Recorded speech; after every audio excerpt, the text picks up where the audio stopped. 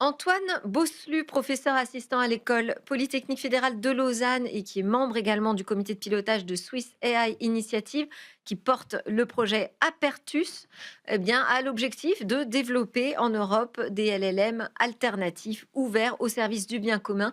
Il est venu faire passer un message très clair au Tech Show Paris. Nous avons pu lui tendre notre micro juste avant sa conférence.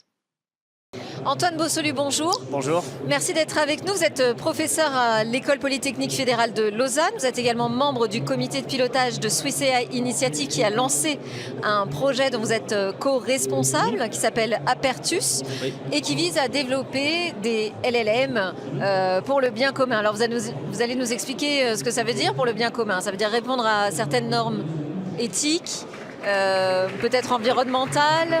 En Oui, quoi non. ça consiste? Sur quoi vous vous appuyez très concrètement pour décider que ça va être pour le bien commun? Ça dépend un peu de qu'est-ce qu'on décide qui soit ce qu'on met dans le LLM qui est différent par rapport à tous les autres. Ouais. Et c'est quelque chose que nous, on a réfléchi beaucoup. Bien sûr, quand on met plein de ressources pour ce développement, il faut bien savoir quelle est la différence avec ce qu'il y a déjà. Et donc pour nous, c'était vraiment cette question éthique, principalement, de regarder ce qui manquait éthiquement dans ce qu'il y avait déjà. Et donc on a choisi de faire un modèle complètement ouvert et transparent où tout le monde pourrait après auditer ce qu'on avait fait pour le développer.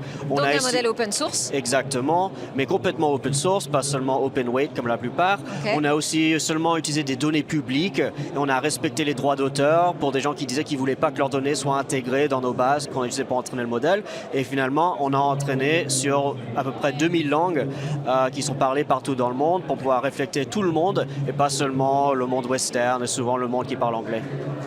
Donc, différence évidente, vous allez me dire, avec les grands modèles américains. Oui. Est-ce qu'il y a une différence avec ce qui se fait déjà en France? Par exemple, je pense à Mistral ou encore au laboratoire QTI. Oui, donc il y a des petites différences. Déjà, Mistral, c'est bien plus près de ce que nous on fait par rapport à des OpenAI et par rapport à des Anthropic. Par contre, il reste des différences. Mistral, ils disent jamais sur quelles données ils ont entraîné.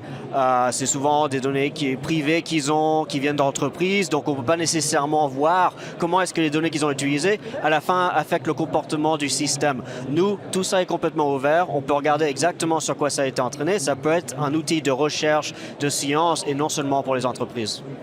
Sur les modèles d'entraînement, est-ce que ce sont des LLM qui ont été spécialisés dans certains domaines ou secteurs? Pour le moment, non. Pour le moment, ça a plutôt été entraîné sûrement sur des données de base de web qui sont bien sûr en pleine quantité, mais pas nécessairement de la meilleure qualité souvent.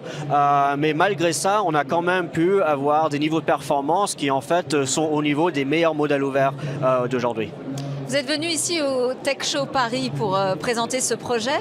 Qu'est-ce que vous avez eu envie de faire passer comme message, tout particulièrement? Le message particulier que je veux passer, c'est que c'est vraiment une opportunité maintenant pour réfléchir à comment on veut développer les IA du futur. Bien sûr, ChatGPT a 3 ans, ça nous a pris par surprise. On a pris 3 ans pour essayer de se rattraper où on est. Maintenant, c'est vraiment le moment de réfléchir si on veut que l'IA de demain soit différente que celle qu'on est maintenant. Et pour ça, il faut prendre des décisions pour changer le développement, pour changer qui est représenté dans les IA, pour changer les données sur lesquelles on l'entraîne et comment en fait créer des environnements de collaboration pour créer ces IA très puissants. Mais comment justement on fait pour créer vraiment une dynamique en Europe? Parce qu'on entend beaucoup ce discours de dire que finalement on a une carte à jouer sur la sécurité des IA, sur des modèles plus éthiques, sur l'open source, mais il s'agit aussi d'animer une communauté, de la rendre vraiment active au point de créer un écosystème puissant. Exactement. Et ça, c'est exactement ce que je pense que les modèles ouverts peuvent faire. Bien sûr, on a des désavantages en Europe, on le sait. On n'a pas des compagnies de tech qui sont évaluées à des mille de milliards. Et ça, bien sûr, ça veut dire que les gagnants des révolutions technologiques précédentes sont les gagnants aujourd'hui aussi. Par contre, il y en a toujours qui peuvent venir, qui peuvent changer les dynamiques. Et ça, c'est à quoi on doit réfléchir ici en Europe. Et je pense que la communauté ouverte qui peut en fait prendre plein d'avances qui sont faites par beaucoup de gens et après les additionner ensemble, c'est vraiment le modèle qu'il faut en Europe aujourd'hui pour continuer cette amélioration pour nous. On entend le public vous applaudir, merci beaucoup. Bon, dans ce cas-là, merci beaucoup. Beaucoup d'initiatives aujourd'hui se retrouvent derrière cette idée de créer vraiment un écosystème très dynamique autour des LLM européens et ouvert. On suivra ça dans Smart Tech. Pour le moment, c'est l'heure d'ouvrir un autre débat, celui de l'alignement de l'IA. Faut-il mettre ce sujet à l'agenda de l'Europe?